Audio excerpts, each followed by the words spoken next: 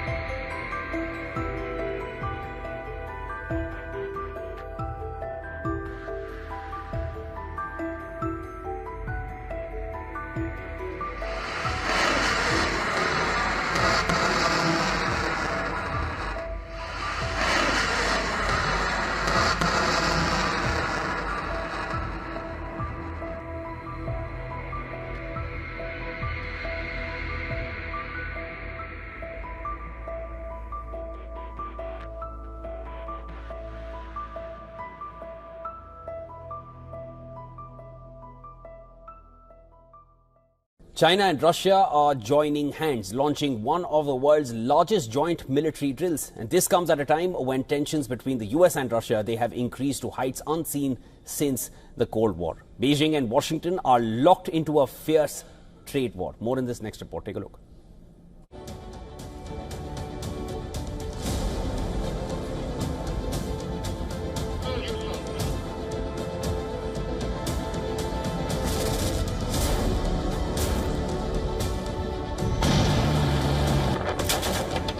Missiles launch, destroyers slice through the sea, and fighter jets scream across the sky. This isn't war, not yet.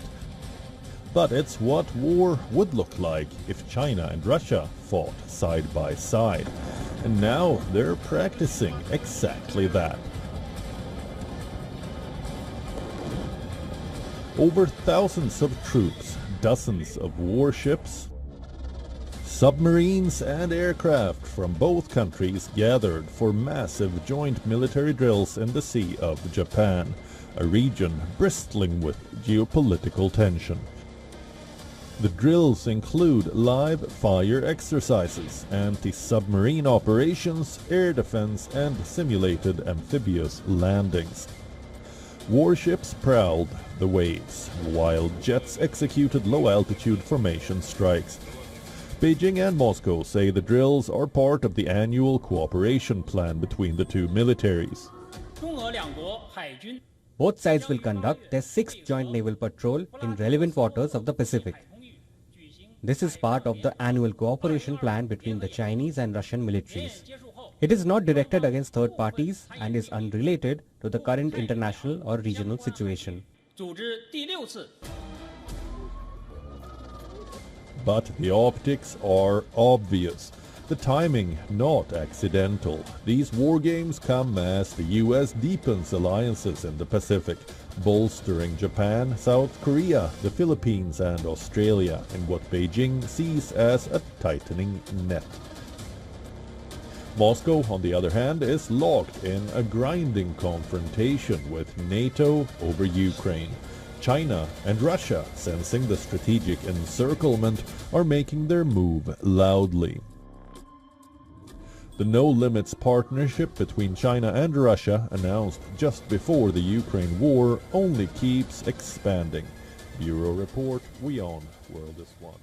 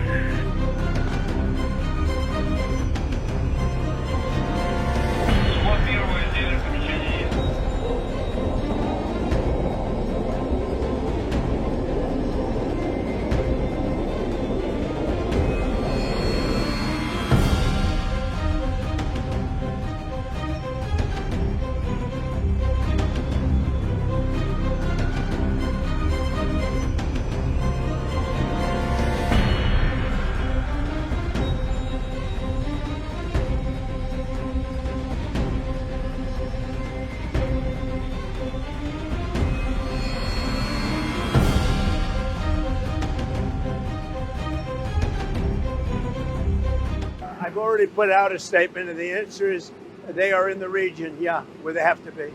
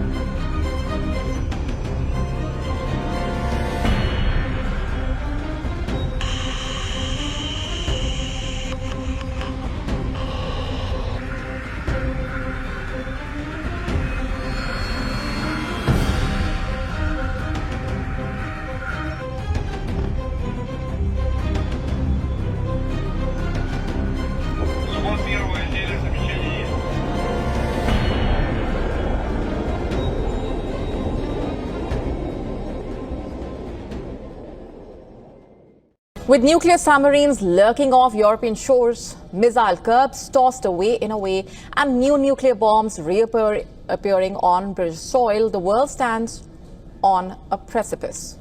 As Washington and Moscow trade threats and amid rapid deployments, the last restraints seem to have snapped. Our next report taking a closer look at how the United States and Russia are now edging into the most dangerous territory seen since the darkest Cold War nights.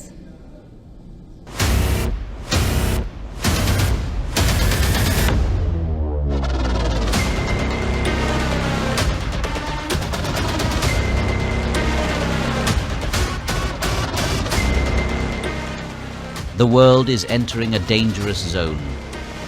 Nuclear submarines are shifting into threat zones and missile ceilings shatter, strategic stability cracks wide open.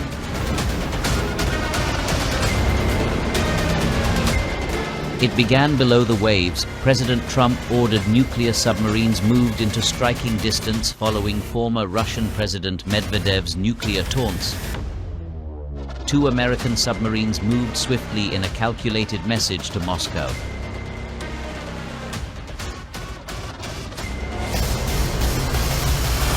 Above sea and sky, Russia tore up its unilateral moratorium, announcing it will deploy short and intermediate-range nuclear-capable missiles anywhere it chooses. Moscow says the treaty is long defunct and pointed to similar moves by the West.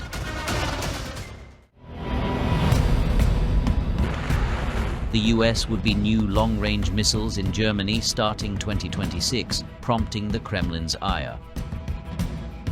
Now, for the first time since 2008, American nuclear weapons have landed on UK soil. According to reports, B-61 nuclear bombs have been deployed at RAF Lakenheath atop new F-35A jets. The timing could not be more ominous. As tensions reach fever pitch, Trump's latest statement reveals the gravity of the situation. Thank you, Mr. President. Do you still plan to follow through on your threat to impose 100% tariffs on all countries that purchase Russian energy, including China? Well, I never said a percentage, but we'll be doing quite a bit of that. We'll see what happens over the next fairly short period of time. But we'll see what happens. Yep. Well, we have a meeting with Russia tomorrow. We're going to see what happens. We'll make that determination at that time. Russia and the US are the world's biggest nuclear powers, holding about 88% of the world's nuclear weapons. They both hold the biggest militaries also. Any confrontation between these 2 superpowers would have devastating consequences. We are one miscalculation, one intercepted communication, one technical malfunction away from witnessing the ultimate failure of human civilization. Bureau Report, We on World is one.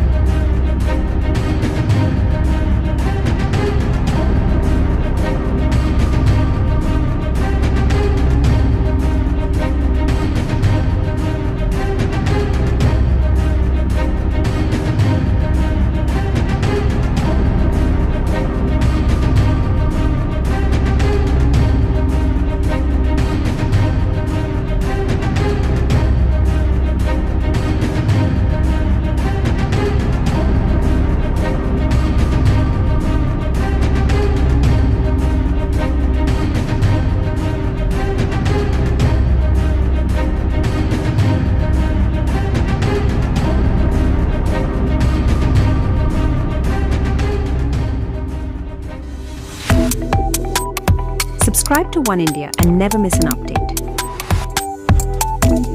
Download the One India app now.